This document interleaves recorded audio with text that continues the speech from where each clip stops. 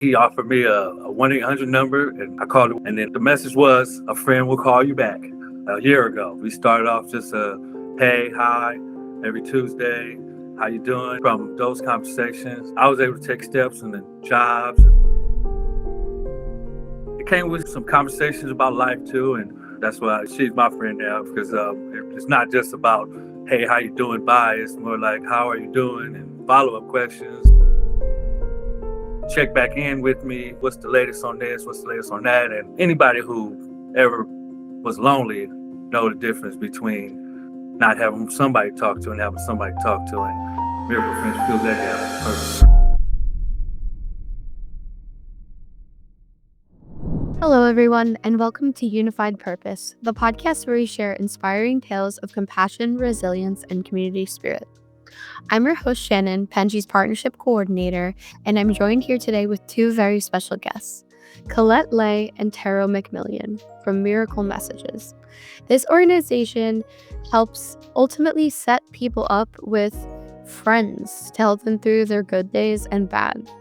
Terro's beautiful story makes me cry a lot more than I hope to ever cry on a podcast, but genuinely, it was one of those moving things I've ever heard of, and I really hope that you enjoy learning more about this organization. Thank you.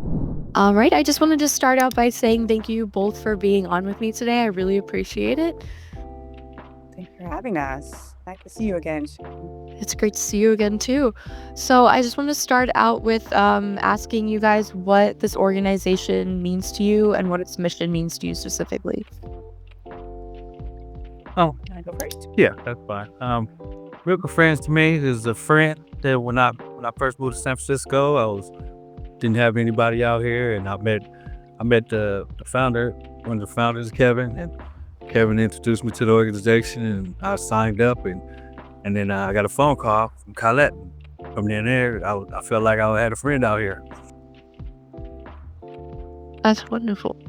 And for me, it's the ability to just really connect with someone else in a way that I wouldn't have been able to without Miracle Friends, and develop this great friendship with somebody that we have a lot in common and also not a lot in common, and so we have these great conversations, and it's really fun. So it's really been a lot of really good has come for me of being part of the Miracle Friends program.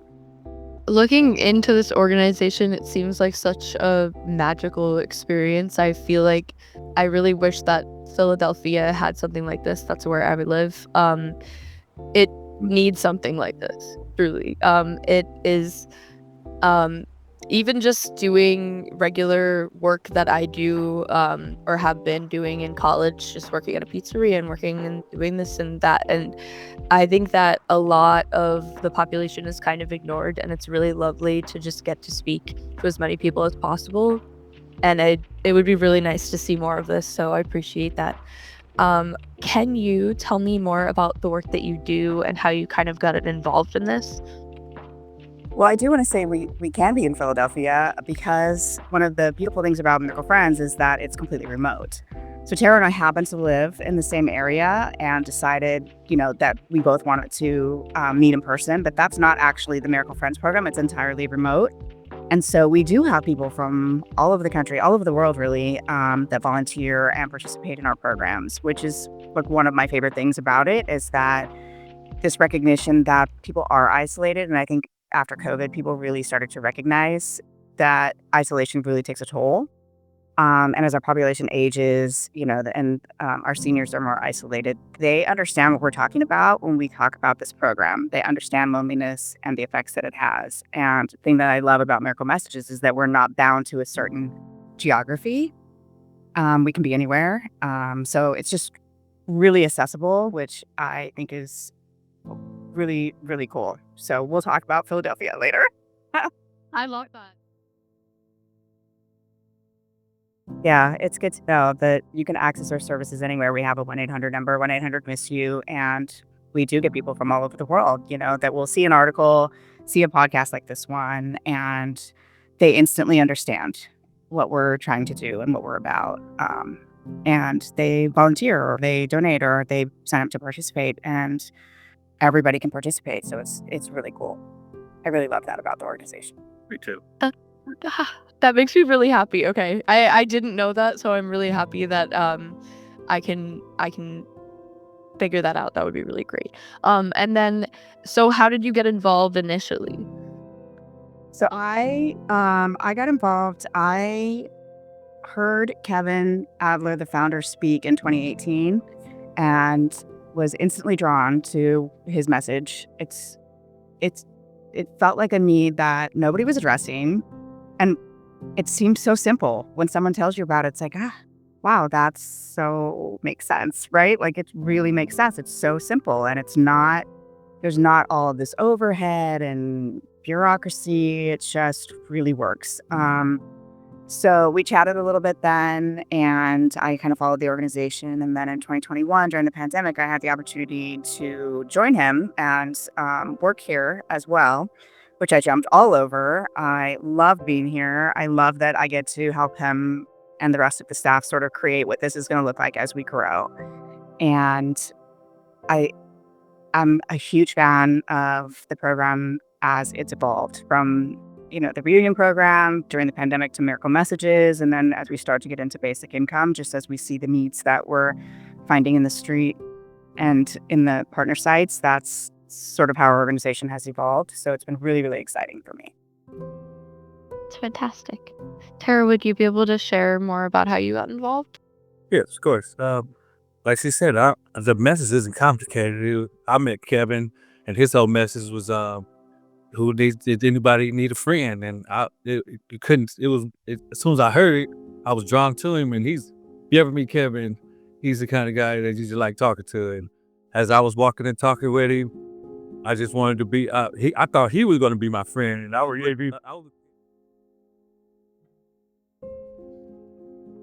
my friend. Kevin is a good friend of mine, and the whole message was, we're here to be, to help you navigate the obstacles that come with living in San Francisco. I'm re-entering, and he offered me a 1-800 number, and I called the 1-800 number, and then the message was, a friend will call you back, and that's how I met Colette a year ago.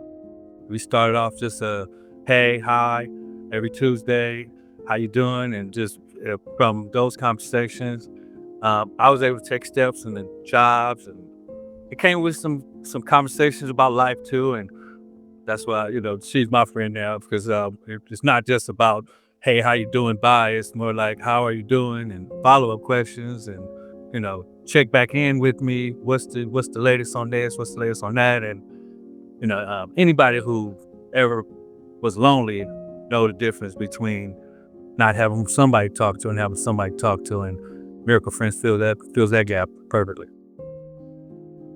This is like making me this wonderful. Sorry. That's just really beautiful.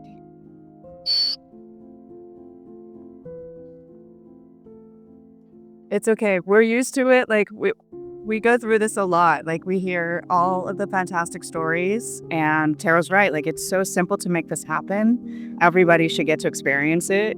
Everybody should be involved with what we're doing, because it really does make a difference in a really simple, elegant way. Yes, everybody. And now,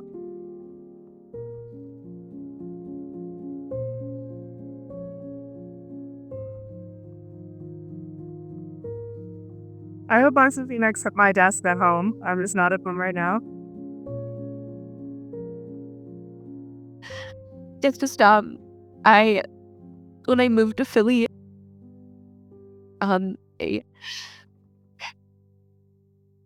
I used to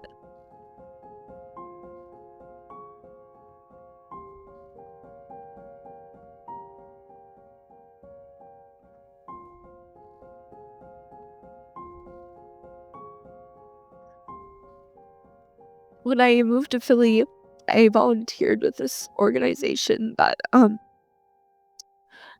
worked with homeless people in the city and them re-entering.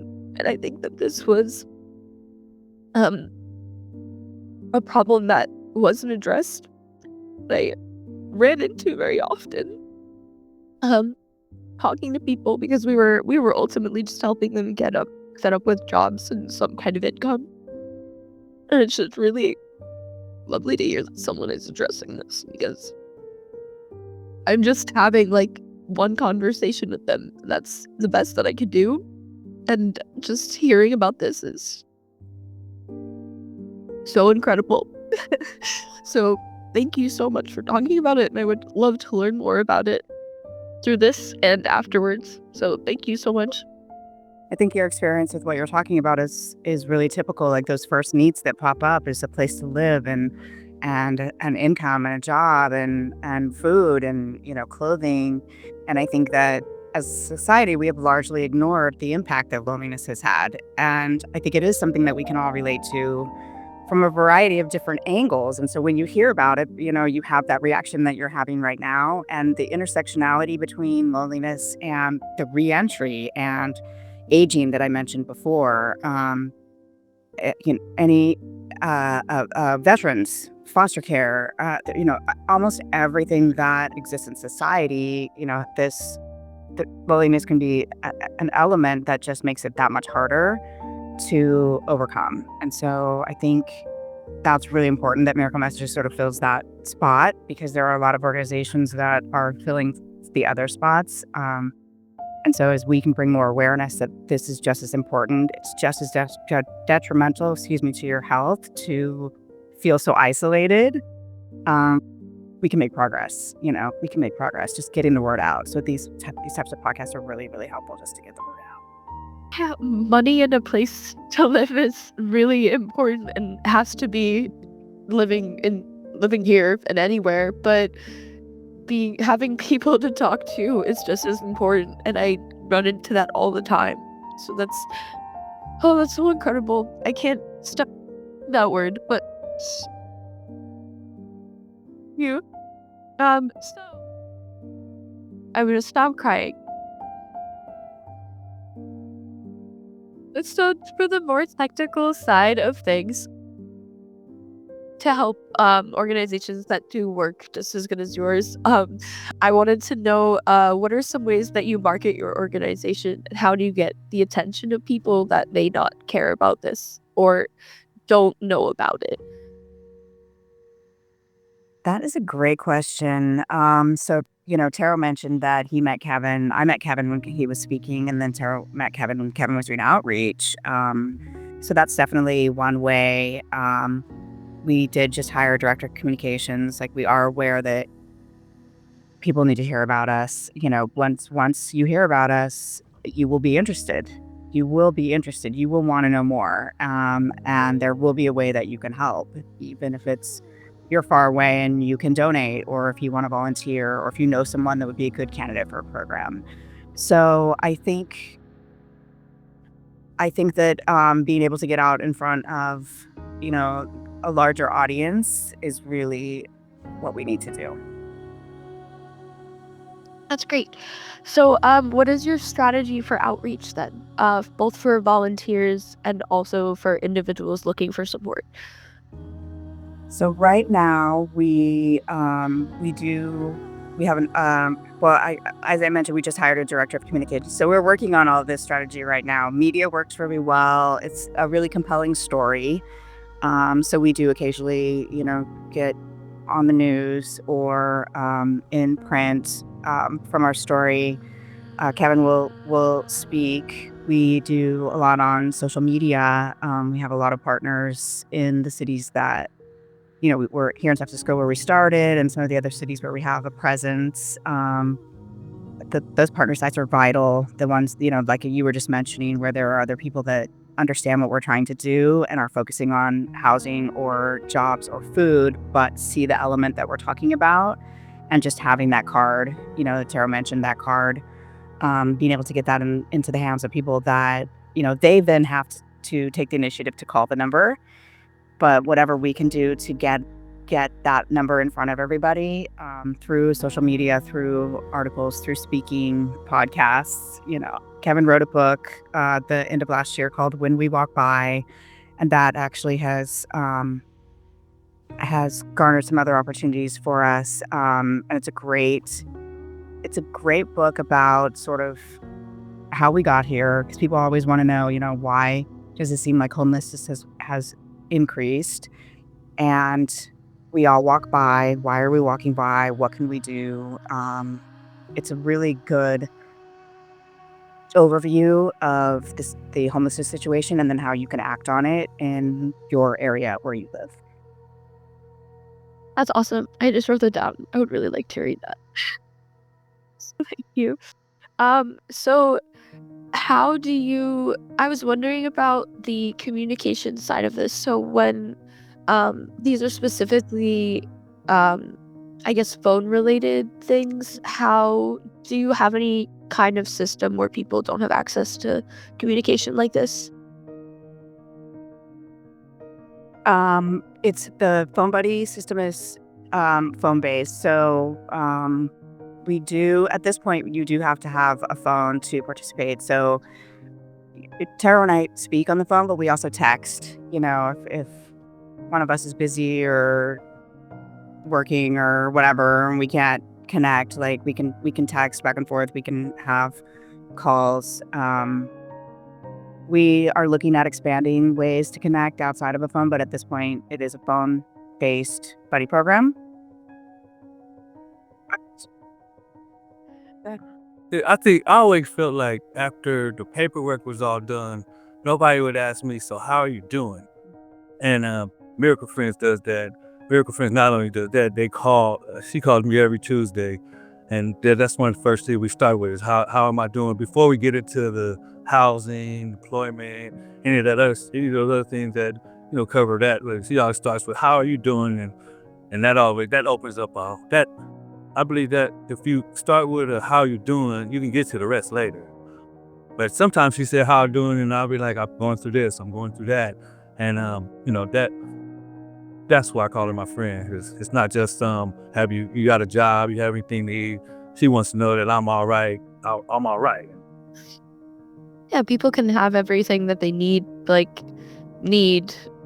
textbook wise, but not what they want, or like not what what makes them happy. So I completely understand that. That's really good. 1 second, I'm going to blow my. I don't want you to hear it.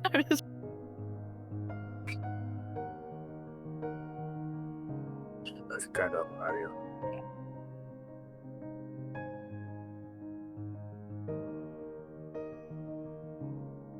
Can you hear me?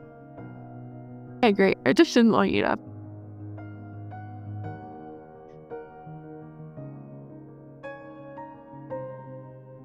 I was for the fundraising part, because I know that a lot of nonprofits that'll be watching will be wondering about that, and also tips on how you do gain that kind of traction. What kind of strategies do you use to fundraise, and are there any specific tips that you suggest to others out there? For fundraising, because we're sort of on a growth trajectory right now, it has been pretty organic. When someone reads about us in the paper, when somebody, reads the book, they reach out, which has been fantastic. And so one of the other things that we're doing that, having the communications, as we start to dial that in, we will be more focused on actual fundraising strategy. We do have, once a year, we have a gala that is not strictly fundraising. It's sort of this beautiful mix of volunteer acknowledgement, and the friends that we have that live locally come, and then we also have donors. And it's kind of a recap of the year. And we bring all these people together into this room. And we were really lucky this year when we had the gala in February that Terro was there, and he was able to come and talk about his story. And I think that really resonated with the people that were in the room. They can see, he can tell you a little bit about his story and like what he has overcome to get here. And when you hear that and it resonates, and you see immediately how you can be impacted and that it actually makes a difference, that's sort of where we are as an organization right now. But he got up in front of all those people and told his story, and It was amazing. It was amazing. What I did, I just told it from my heart. I was one of those people that was out there. Nobody stopped and talked to me until Kevin stopped talking to me. And then from me and Kevin's interaction, I felt like I was, not just somebody on the street no more. I knew Kevin, Kevin knew Terro, and then I told him, like, I'm out here in San Francisco with everybody now. I wanted to be a part of the helpful process, and not just I'm not just a face on the sidewalk no more. I'm out here with y'all now. And I always told them at the end of my little speech, I was like, if you see me out there, my name's Terro. You know, stop, say hi, and we are. I feel like if the humanity in it is almost, if you don't know my name, I'm just a homeless person. But if you know my name, then I'm not a homeless person no more. You don't have to be afraid of me. You don't have to be, stereotype me. You can find out what I am, who I am, and I felt like, everybody in that room, I felt like I got to meet them that night. A lot of friendships, a lot of good food, and I'm looking forward to next year. Well, congratulations also on being able to do a big speech. That's still really brave. I have trouble with that myself. Nerve-wracking. It was a lot of people, but even just having the before the event, like having people just walk around, right? And you don't know at that point, is this somebody that is a guest of someone else? Is this somebody that works for Miracle Mercy? Is this somebody that's going to donate $50,000? Like, we're just humans enjoying, appetizers.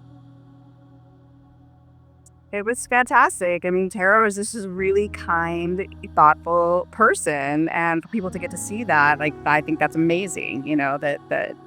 That they got to meet him and see that about him. So, despite everything that he's been through, so because of everything he'd been through. I think so. I always say that too. I wouldn't be here if I didn't go through everything I went through. It was if I could tell the story, when we sat at the table, I didn't know anybody at the table but Colette, but it was a couple that I sat with, and how he could tell I was nervous because I wasn't eating. And he was like, "What's up?" He was like, "Well, how you doing?" I said, "I'm nervous. I got to get up and speak."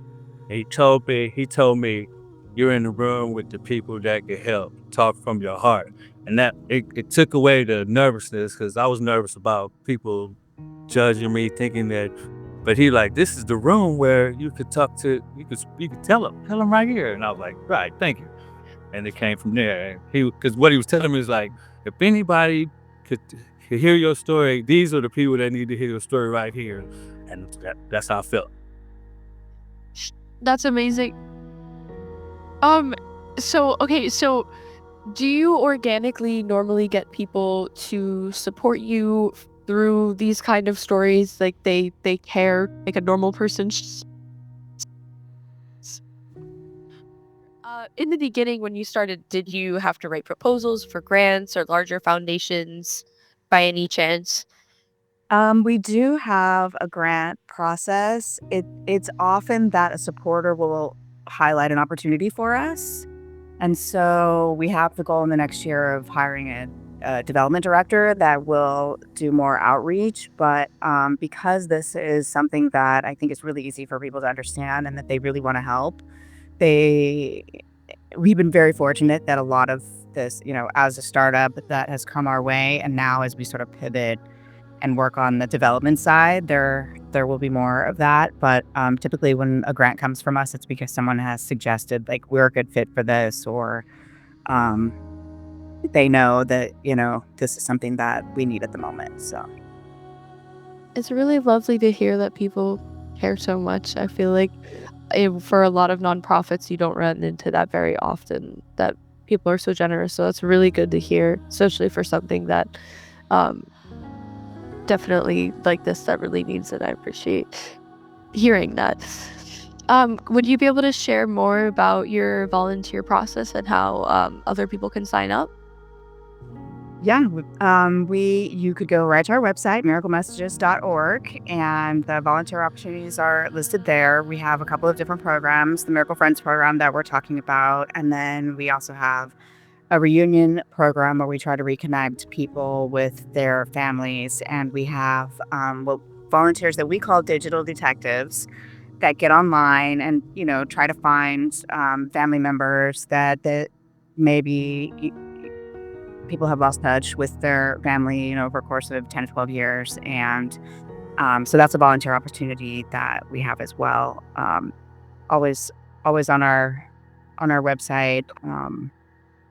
And you can follow us on social media. We can often highlight, stories and information about when we need volunteers on our social media, especially with our new director of communications. Somebody will be paying attention to that more than we have in the past. So we're super excited about that. That's really good. I know that a huge part of why Penji, the company that I work for, does the nonprofit podcast and then also does our Penji for Good program is that we do know that a lot of nonprofits have a difficult time building their communications program or their their graphics program, because that's kind of the last thing that you worry about with an organization, especially when you're just building up. So we try to be able to provide that for as minimal as possible as we can for people like you, so that you can minimize that workload, because that often goes on one person, or one person doing so many other things, and also that. So it's really also good to hear that you guys have a communications director now, because that's also it's always good to hear the growth with organizations and knowing that that's happening. I wanted to ask, since you had used Penji before, would you be able to speak a little bit about your experience with that? Yeah. What you just mentioned is true. It is very easy to put these things on the back burner as far as spending money when, you see such a need when you're working in the homeless space. But I think the other piece of it is just the expertise that comes along.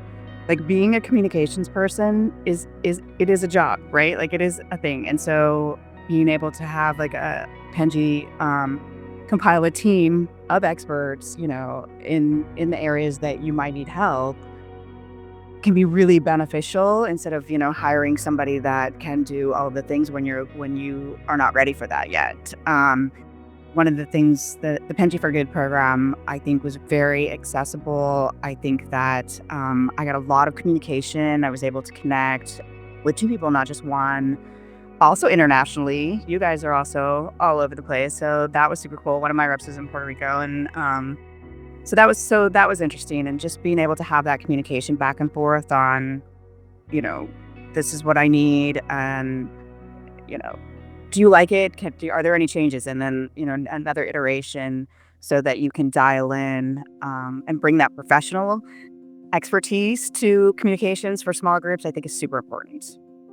I really appreciate that. That's all that we're trying to do. We want to make it as easy as possible, not something that you have to jump through hoops for. We're trying to help and not hurt. So I really appreciate that. This is actually all the time that we have today, but this was so wonderful. I'm really appreciative to be able to learn about your organization. Thank you both of you so much for coming on, and I will be looking into this. I am just so happy to hear that something like this exists.